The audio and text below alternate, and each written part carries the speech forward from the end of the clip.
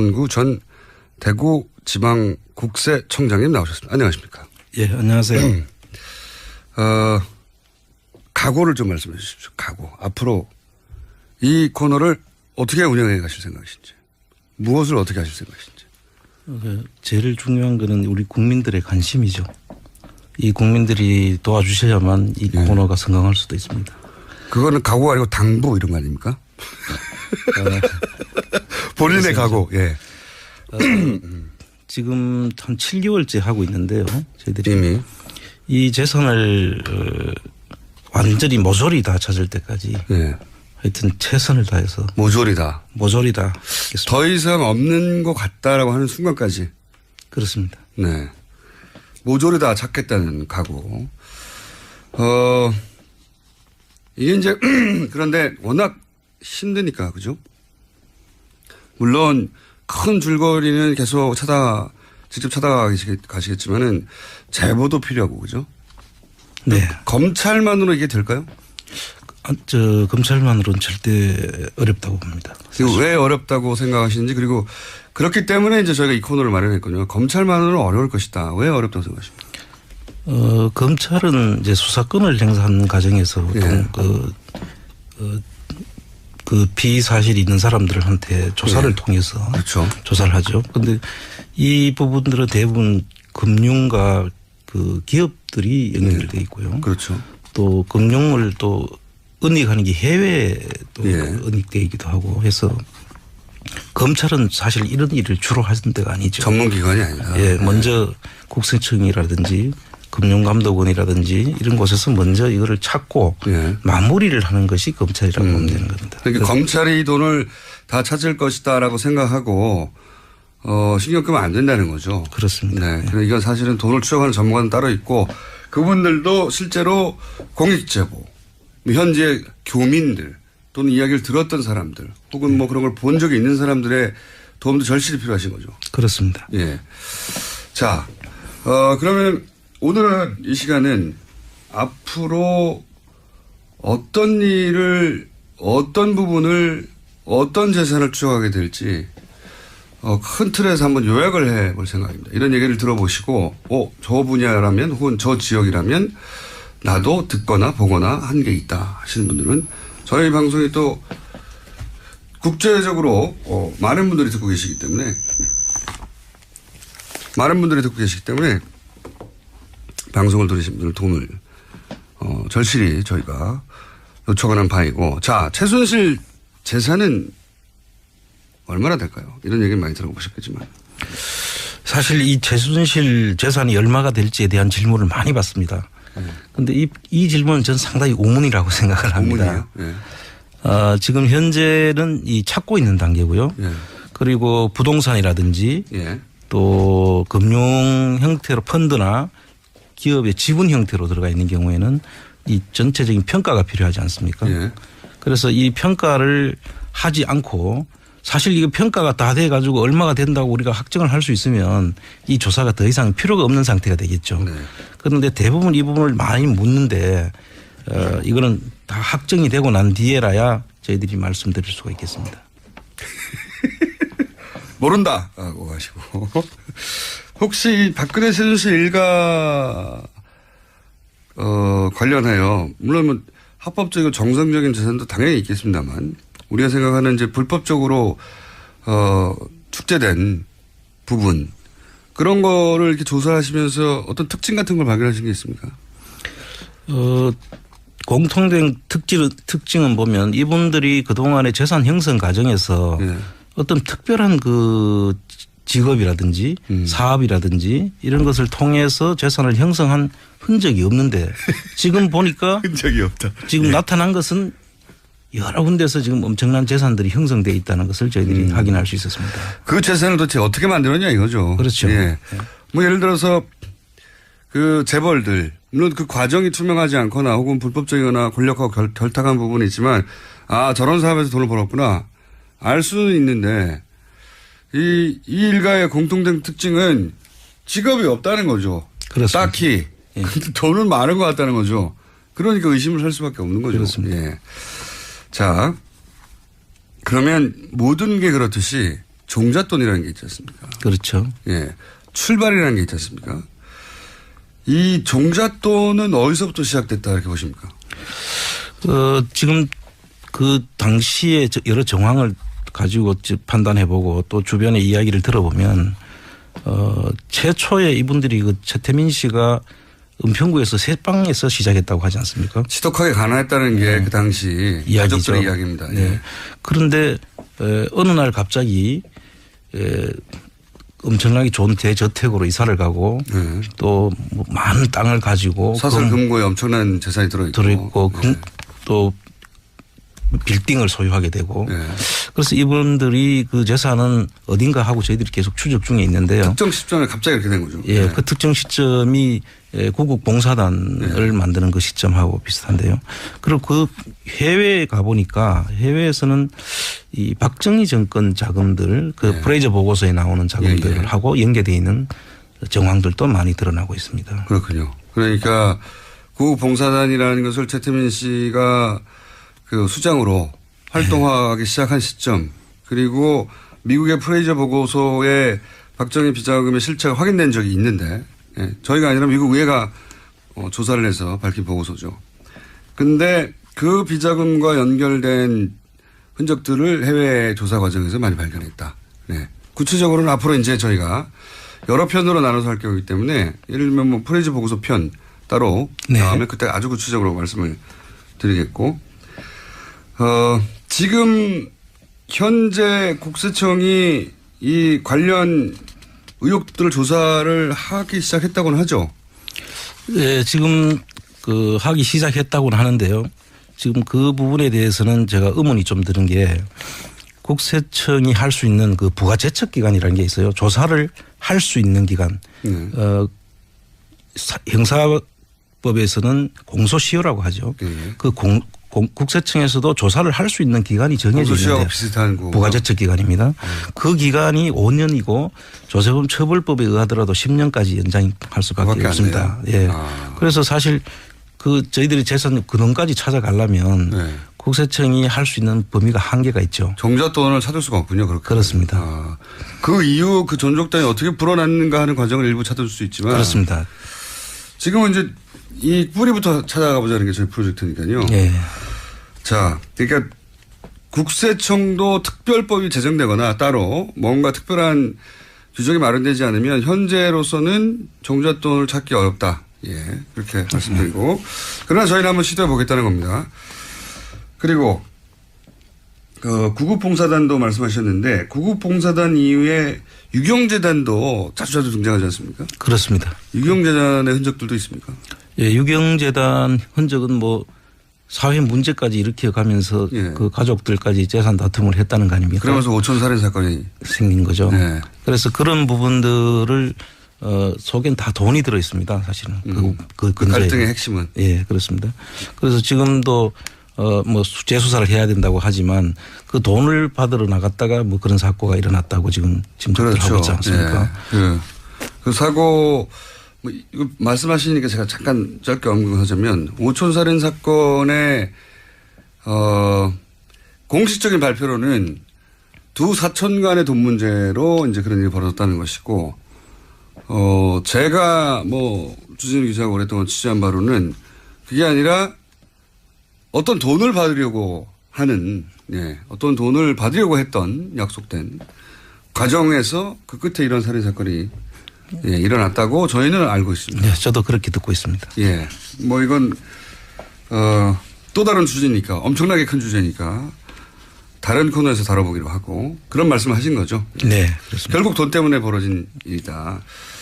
자, 그렇게 종잣돈 얘기도 하겠지만 그 이후에 쭉 거의 40여 년간 그 종잣돈이 이제 불려지는 과정이 있지 않습니까? 네. 불려지는 과정.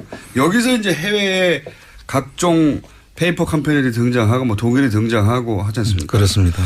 이것도 앞으로 다룰 텐데 특히 이 부분은 국내에서 거의 언급이 안 되다가 사실상 안홍구 청장님이 독일을 가서 실제 말로만 듣다가 실제 그 현장도 찾아가 보고 또 그런 페이퍼 컴퍼니도 찾아가 보고 하면서 점점 확신을 하시게 된 거잖아요. 그렇습니다. 이 대목도 좀 설명해 주십시오.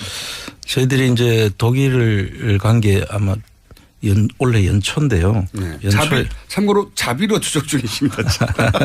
이게 무슨 기관이나 예. 또는 뭐 정부나 틀림없이 그럴 것 같다고 생각하시죠? 아닙니다. 안행호 천장님은 지금 자비로 이 추적을 하고 있습니다. 네. 돈 좀 필요하십니까? 돈을 찾으면 일부 주는 거 아니에요? 목적이 나왔어요. 목적이. 쇼미더머니의 목적이. 예를 들어 진짜로 한 1조를 찾으면 그중에 일부를 포상금으로 줍니까? 원래 국세청에서. 그것까지는 제가 국세청에서 주는 건 아니고요. 네. 아마 잃어버린 돈을 찾아주면은 일부 보상금으로 주는 걸로 알고는 있습니다. 돈 주고 그랬을 때 주인이 감사. 예. 아무 근거 없는 얘기였습니다. 보상금은. 자. 지금 저희들이 독일을 가서 보니까 페이퍼 컴퍼니를 많이 만들어 놨어요. 네. 이제 보통 페이퍼 컴퍼니는 세금을 줄이기 위해서 조세피난처 같은데 네. 페이퍼 컴퍼니를 만드는데 이분들은 세금 목적보다는 자금을 이전해서 네. 국내에서 숨기기 위해서 간 것 같이 보입니다. 네. 그런 페이퍼 컴퍼니가 한 독일에 한 400개에서 500개 정도. 저희들이 찾은 것만 그렇습니다. 찾은 것만요? 그 뒤에는 엄청나게 더 있을 수도 있죠. 네. 지금 저희들이 한계가 있으니까 네. 저희들이 접근하는 방법은 상당히 우회적으로 접근을 하고 있으니까. 그래서 한 400~500개 정도 저희들이 지금 찾았고요. 그다음 나머지 것들은 뭐 더 있을 걸로 보지만 국내 부분도 또 있습니다. 국내에도 이분들이 가지고 있는 회사의 형태를 보면 대부분의 실질적인 회사 운영 형태가 아닙니다. 대부분의 뭐 이름을 계속 바꾼다든지 하면서 그 자금을 은닉하는 데 중점을 둔 그런 형태의 기업들이 저희들이 파악한 게 한 50개에서 국내에 50개요? 예, 한 정도 이름이 있습니다. 그런데 그 이름들은 일부는 이름들이 계속 바뀌기 때문에 네. 어떤 하나의 기업이 몇 번 이렇게 이름을 거쳐서 세탁되는 경우도 있을 수 있고요. 해외에서 세탁하는 방식과 거의 똑같은 방식으로 국내에서 하는 거군요. 유사한 방식입니다. 그런데 해외는 이제 주로 페이퍼 컴퍼니 속에 부동산을 숨겨놓는 형식인데 이 국내에는 주로 금융장난을 치는 과정에서 만들어지는 경우도 많이 있다. 금융장난이라고 하면 예를 들면은 뭐 저축은행에서 돈을 불법 대출을 받는데 예. 그 회사 이름들이 등장을 하거든요. 그럼 불법 대출을 받고 난 다음에 그 회사는 실패하면 저축은행에서 돈을 빌려준 것은 그냥 그 불법 대출로 해서 형사처벌을 하고 말았는데 그 돈을 빌려간 회사는 없어져 버린 거죠. 돈을 받고. 돈이 사라지는 거죠. 그렇죠. 돈이 사라지는 거죠. 그런 식으로 예를 들면. 예. 그런데 어쨌든 국내에도 대략 50여 개 정도의 유령 회사가 설립된 거는 추적이 어느 정도 됐다. 네. 대단하네요. 그리고 또 뭐 네덜란드 아주 작은 회사가 최순실 일가의 옷 회사에 2천억 투자하고 이 얘기를 한번 했었습니다. 그렇습니다. 예. 다른 나라도 있다면서요? 뭐 이집트에 어쩌고 하는. 예, 이제 이 페이퍼 컴퍼니를 만들어주는 회사가 있습니다. 그 만드는 걸 중개하는 은행이 있고 네. 또 업자들이네요. 예를 들면 뭐 아주 큰 은행입니다. 예를 들면 UBS 같은 네. 스위스 뭐 유니온뱅크 같은 경우입니다. 굉장히 큰 은행이죠. 예, 그런 은행에서 자금을 숨기려고 가면 이러이러한 과정을 거쳐서 페이퍼 컴퍼니를 만들어 오라고 하는데 그거 어디서 잘 만든다. 그런 거죠. 예를 들면 브로커들이 있군요. 예, 파나마에 있는 그 모색 폰세카라는 그런 그 회사는 법률 회사예요. 그런데 그게 전문적으로 이런 페이퍼 컴퍼니를 만들어주는 회사입니다. 브로커 회사군요. 예. 그게 이번에 밝혀진 거죠. 뉴스타파에서 ICIJ에서 탐사 보도에 나오는데 그 내용들이 일부 밝혀진 겁니다. 그렇군요. 그러니까 그런 페이퍼 회사를 파나마의 전문 브로커를 통해서 만든 다음에 네. 그런 다음에 그 페이퍼 컴퍼니를 통해서 어쨌든 자금을 은닉하는 방식으로. 그렇습니다. 그래서 그거를 이집트 얘기는 뭡니까? 이집트는 이제 그러한 모색 폰세카는 아닌데 그 유럽에도 그런 회사들이 좀 있습니다. 그 독일에도 있고요. 네. 그 중에서 어디든 업자는 있군요. 예, 다 있습니다. 그래서 그 회사에서 최순실 일가의 그 페이퍼 컴퍼니를 만들어준 사람이 있는데 그 사람하고 연계된 사람이 또 독일의 이태리에 있는 회사께 다시 독일에다 또 독일 지점을 만드는데 그 사람이 관여를 합니다. 그래서 그 관여한 사람을 내용을 보니까 그 이태리에서 돈이 들어와서 700억 정도를 그 이집트에다가 후라이팬 공장을 만든다고 하면서 후라이팬 공장. 이제 투자를 하고 그때 당시에 이집트에서는 그 산업통상부 장관격인 분이 나와서 그 기자회견에 참여도 하고 그러죠. 크게 그림을 그렸네요. 그런데 그 실제로 이집트의 공장이 만든 데는 한 뭐 50억에서 한 5억에서 한 30억 정도 수준이면 충분히 만들 수 있는 금액인데 한 700억이 그쪽으로 투자되는 걸로 그렇게 하면서 제3국을 이용한 자금 세탁 그런 구조가 있을 수 있습니다. 전문가의 영역이군요. 그러니까 5억 10억이면 될 일을 700억을 넣었다고 하고 나머지 그러면 690억 정도는 어디론가. 그렇습니다. 네. 훌륭하네요. 네. 그리고 또 그런 얘기도 잠깐 하신 적이 있어요. 뭐 아예 은행이 뭐 예를 들어 과거 동국공 같은데 네. 은행이 설립된 다음에 그 은행에서 뭔 일을 한 것 같은데 그 은행이 나중에 사라지고 뭐 이런 거. 그 이제 프레이저 보고서가 76년도에 작성이 된 보고서지 않습니까? 네. 1976년도인데 그 이후에 그럼 자금이 어디로 흘러갔을까를 네, 저희들이 네. 이제 추적을 하고 있는 중인데요. 그때 스위스 대표부가 네. 외환은행 프랑크푸르트 지점이 스위스 대표부를 네, 네, 만들죠. 그런데 그 프랑크푸르트 지점장이었던 분이 박근혜 씨의 그 이종 사촌 오빠 그분이 이제 거기서 이제 스위스 지점장을 하면서 스위스 대표부를 만드는 시점이 그 시점입니다. 없던 대표부를 만들죠. 그렇습니다. 네. 그래서 그 대표부를 만들고 난 뒤에 또 이분이 외환은행장까지 하시고 퇴임을 하는데 퇴임하실 때 없어집니다. 그 대표부가. 본인만 했다는 얘기죠. 네. 그렇게 봐야 되겠죠. 네. 그래서 그 부분들이 2000년경인데요. 2000년경에 그게 없어지는 순간에 그럼 그 다음엔 또 어디로 갔을까. 네. 이제 저희들이 지금 이거는 어디까지나 추정하는 거죠. 예. 네. 그래서 그 부분을 추정하는데 국내 한 대기업의 회사가 헝가리 쪽에 은행을 사는 겁니다. 그 당시에. 은행을 샀다. 그런데 또 그게 2013년경 그 박근혜 정부가 들어서는 시점이죠. 그 시점에 또 그 헝가리의 그 로컬 기업에 팔리는 게 됩니다. 그래서 이런 부분에 대해서 저희들이 공교롭게도 겹쳐지는 부분에 대해서 물론 이것만 가지고 이런 생각을 하는 건 아니고 디테일이 있습니다. 디테일이 있는데 이제 오늘은 큰 틀에서 사례만 말씀하는 거니까 그렇게 은행을 설립했다가 이 자금을 세탁하거나 하는 그런 방식도 쓰인 게 아닌가 하는 추정이 있다는 거고요.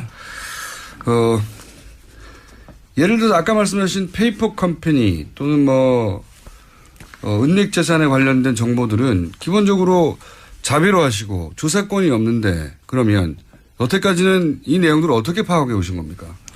예, 지금 이 내용을 지금 저희들 파악하는 과정에서 이 가장 감사한 부분이 독일 교포 중에 몇 분이 생업을 포기하고 거의 여기에 미쳐가지고 저희들한테 계속 제보를 주고 계시는 분이 있고 저하고 계속 그 채널을 유지하면서 대화를 하고 있습니다.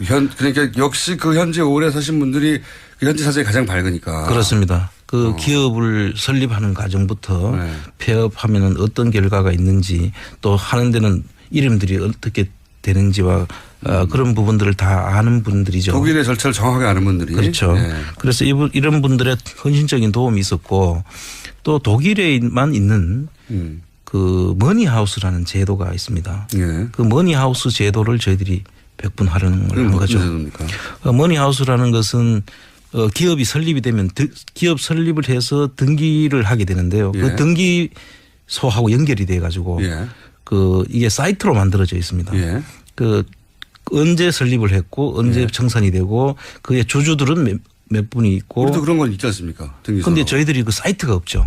아, 그 정보를 공개한다 아예? 네. 아예 공개를 해서 그 사이트에 들어가면 그걸 확인할 수가 있도록 되어 있습니다. 아, 우리처럼 이게 끊어지면 그 추적이 안 되는 게 아니라 독일 사이트에서는 계속 지속적으로 업데이트하기 때문에 확인해서 따라갈 수가 있군요. 그렇습니다. 지금도 무척? 언제 생겼는지 언제 없어졌는지를 다 볼 수 있고. 무척 좋은 제도군요. 예. 그래서 저희들도 이런 제도들은 우리나라도 한번 도입해 볼 필요가 있다. 그러면 기업이 이름을 바꾸거나 세탁을 하거나 주인이 바꾸거나 해도 독일에는 아주 쉽게 추적이 가능하다. 예, 추적이 가능합니다.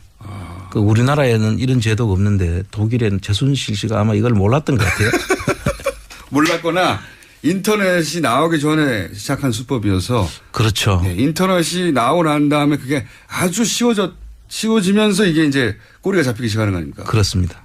안 그랬으면 일일이 다 확인해 봤어야 될 거 아닙니까? 그렇죠. 불가능하죠. 사실상 불가능하죠. 예. 예. 인력으로는. 그렇습니다. 국가 단위에서 몰라도. 그리고 등기부 하나를 띄는데도 돈이 얼마나 듭니까? 불가능하죠. 네. 자비 탐정으로서는 불가능한 일이 인터넷 덕분에. 네. 그리고 이제 또 한 가지 저희가 다룰 부분은 뭐냐면, 이채선이 그러면 정유라로 옮겨지고 있는 거 아니냐. 그렇죠. 이런 의혹들이 또 일부 제기돼서 정유라 씨 돌아오면서. 이제 저희들이 그 최순실 씨와 박근혜 씨 간의 청장님? 예? 목소리를 조금 톤을 높여주세요. 네, 알겠습니다. 청장님의 목소리는 일정해가지고 아무리 내용이 재밌어도 곧 잠들 수 있는. 내용은 저는 재밌거든요. 아주. 예. 목소리를 조금만 올려주시고. 그렇겠습니다. 네, 예. 일부러 억지로 이렇게 해주십시오. 네. 이 두 분은 최순실 박근혜 씨는 경제 공동체다. 뭐 또 일설에는 한 몸이다까지 네. 지금 이야기를 짐작하고 있지 않습니까? 그런데 이분들이 그 소생들을 보면 자식들을 보면 박근혜 씨는 자식이 없고 네. 최순실은 정유라가 유일한 자식으로 네, 돼 있죠. 그리고 이 정유라에 대해서 두 분이 들인 공을 보면 대단하죠. 거의 대단하죠. 대단합니다. 자식 단순한 자식으로 보기 어려울 뭐 오히려 누구 자식인지도 모를 정도까지 왜 이렇게까지 하나는 의문들 많이 다 있죠. 의문들을 가지고 있죠. 사실은 결국 말 사주다가 다 들킨 거잖아요. 그렇죠. 이게. 이 사건도 네. 거기서 출발이 된 거고요. 네. 그래서 이분들이 결국 정유라한테로 이 많은 자금들이 뭐 사회에 환원할 생각은 없었을 거고 그러면은 전부 다 정유라에게 갔지 않겠나라는 게 이게 뭐 공통 그런 추측이죠. 추정을 하다가 네, 네. 그렇죠. 그래서 이래 보니까 그 당시에 그 KB 프랑크푸르트 지점장 예. 그분하고 그리고 또 저 부분이 있죠. 그 평창동에 예. 평창동이라는데 평창군에 정유라 최순실의 명의로 되어 있는 땅이 있죠. 네네네. 거기 아방궁을 지으려고 했다고 하는 보도가 있었죠. 예. 그 보도가 이명박 정부 때 네. 이명박 씨의 아들 그 이시영의 이름으로 그 땅을 사고 네. 내곡동 사저. 내곡동 사저 사건이죠. 예. 그거 저희한테 들켜가지고 못했는데. 그렇죠. 그 내곡동 사저의 그 판박입니다. 예. 그러니까 아들 이름으로 땅을 사고 정부 예산으로 집을 짓고 결국 나중에 상속 없이 대물림할 수 있는 그런 그렇죠. 구조를 만들었던 거죠. 그리고 똑같죠. 그때 똑같습니다. 이게. 내곡동 사저라는 게 결국은 국가가 지어주는 거였는데 그렇습니다. 알고 보면 결국은 아들이 가져가는 구조. 그렇습니다. 그걸 네. 들켜가지고 못해가지고 특검을 해가지고 저희를 굉장히 미워해요. 이명박 대통령께서. 그런데 사실 특검도 뭐 제대로 밝히지 하지 못했죠. 예. 네. 그래서 지금 이 부분들은 동일한 유형의 그 기법이 똑같네요. 기법이 똑같습니다. 그리고 이게 여긴 한 기법이 더 들어가는 게 그 예. 일대 땅을 사게 되면 대통령 그 퇴임 후에 사저가 되기 때문에 예. 없는 도로도 내줘야 될 거고요. 그렇죠. 그럼 그 주변 인근 땅들 값이 다 올라가죠. 도로가 나게 되면. 맹지가 도로가 나서 대통령이 산다는데. 대통령이 살게 되면 뭐 네. 땅값이 엄청 올라가겠죠. 그래서 조금 한 단계 더 나아간 그런 진화된 기법이 아닌가 저희들이 보고 있습니다. 그렇습니다. 예. 자, 그러면 오늘은 이 시간은 앞으로 어떤 일을, 어떤 부분을, 어떤 재산을 추적하게 될지 큰 틀에서 한번 요약을 해볼 생각입니다. 이런 얘기를 들어보시고 저 분야라면 혹은 저 지역이라면 나도 듣거나 보거나 한 게 있다 하시는 분들은 저희 방송이 또 국제적으로 많은 분들이 듣고 계시기 때문에 방송을 들으신 분들 도움을 절실히 저희가 요청하는 바이고 자 최순실 재산은 얼마나 될까요? 이런 얘기는 많이 들어보셨겠지만. 사실 이 최순실 재산이 얼마가 될지에 대한 질문을 많이 받습니다. 그런데 이 질문은 저는 상당히 우문이라고 생각을 합니다. 우문이에요? 지금 현재는 이 찾고 있는 단계고요. 그리고 부동산이라든지 또 금융 형태로 펀드나 기업의 지분 형태로 들어가 있는 경우에는 이 전체적인 평가가 필요하지 않습니까? 그래서 이 평가를 하지 않고 사실 이거 평가가 다 돼 가지고 얼마가 된다고 우리가 확정을 할 수 있으면 이 조사가 더 이상 필요가 없는 상태가 되겠죠. 그런데 대부분 이 부분을 많이 묻는데 이거는 다 확정이 되고 난 뒤에라야 저희들이 말씀드릴 수가 있겠습니다. 모른다고 하시고.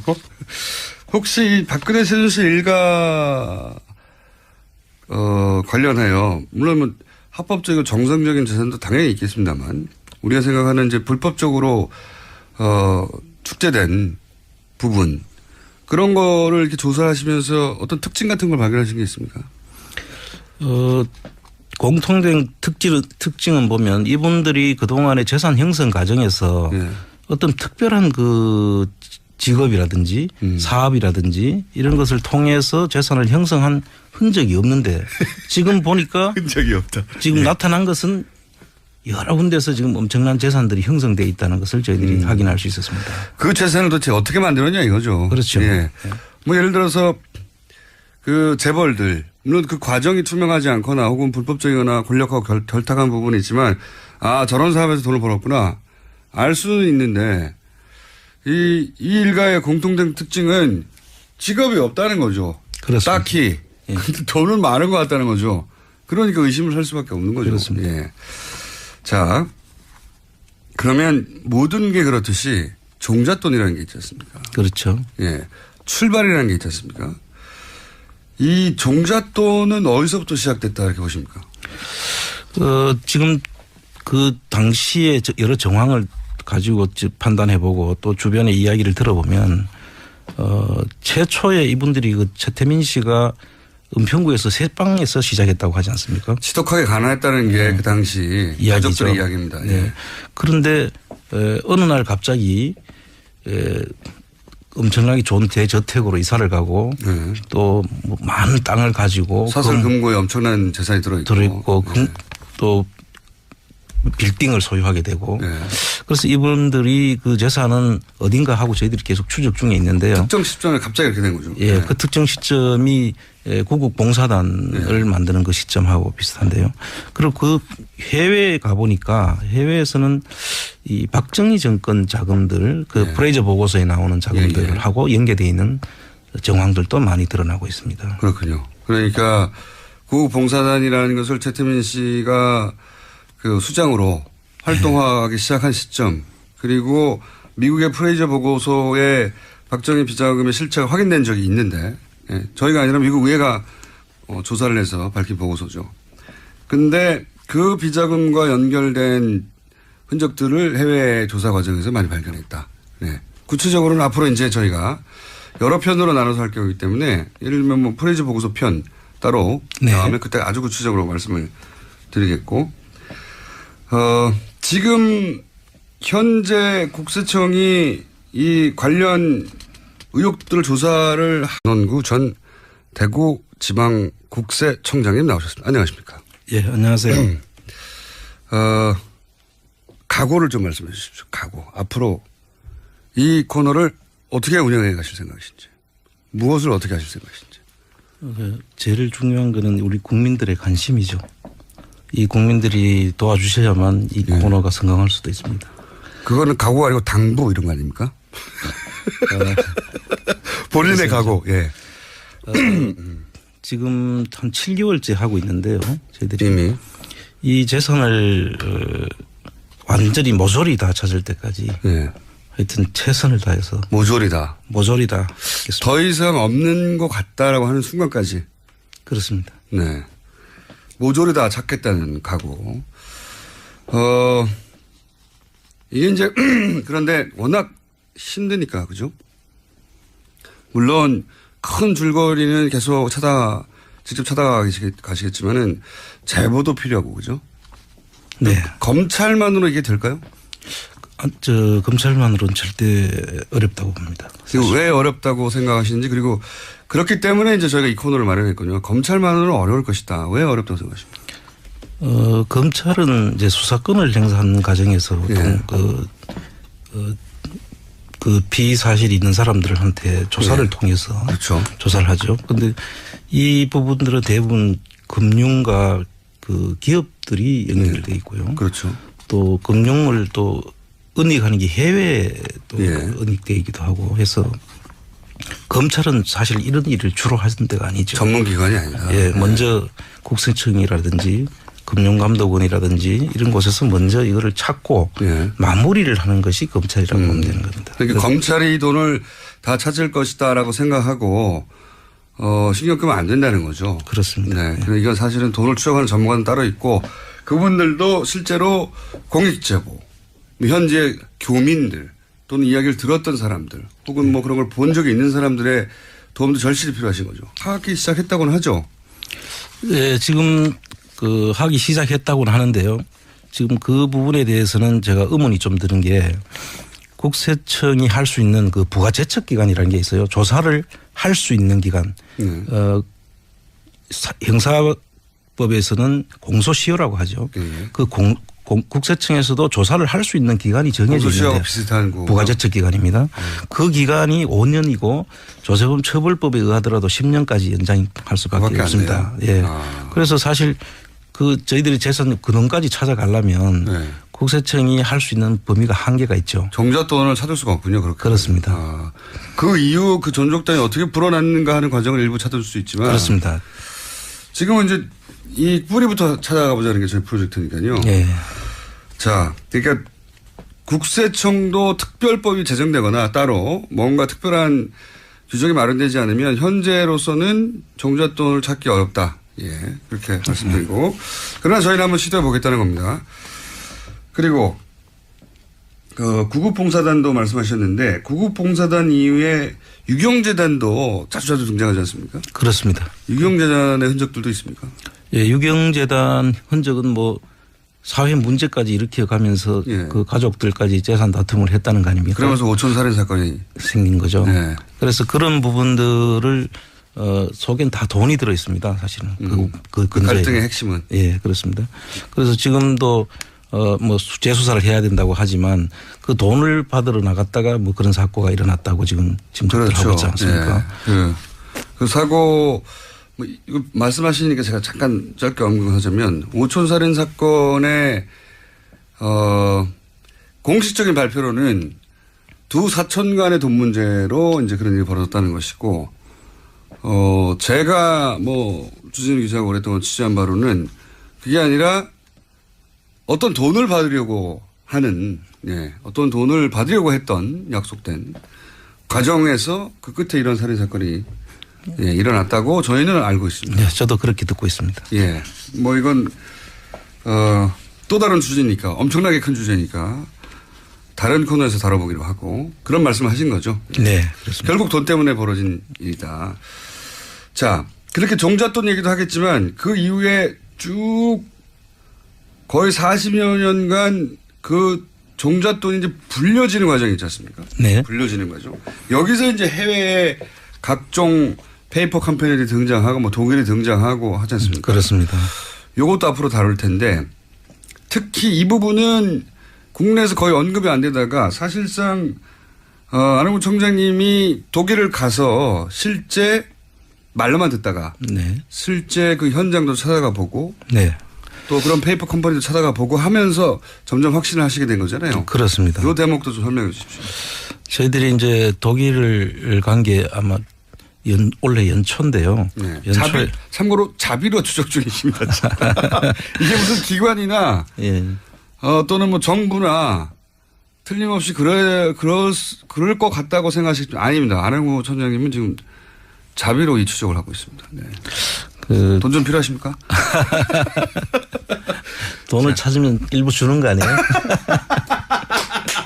아, 목적이 나왔어요. 목적이. 쇼미더머니의 목적이. 예를 들어 진짜로 한 1조를 찾으면 그중에 일부를 포상금으로 줍니까? 원래 국세청에서?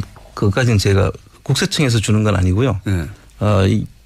아마 잃어버린 돈을 찾아주면은 일부 보상금으로 주는 걸로 알고는 있습니다. 네. 돈 주고 그랬을 때 주인이 감사. 예. 아무 근거 없는 얘기였습니다. 보상금은. 자. 지금 저희들이 독일을 가서 보니까 페이팔 컴퍼니를 많이 만들어 놨어요. 예. 이제 보통 페이팔 컴퍼니는 세금을 줄이기 위해서 조세 피난처 같은데 네. 페이팔 컴퍼니를 만드는데 이분들은 세금 목적보다는 자금을 이전해서 예. 국내에서 숨기기 위해서 간 것 같이 보입니다. 예. 그런 페이팔 컴퍼니가 독일에 한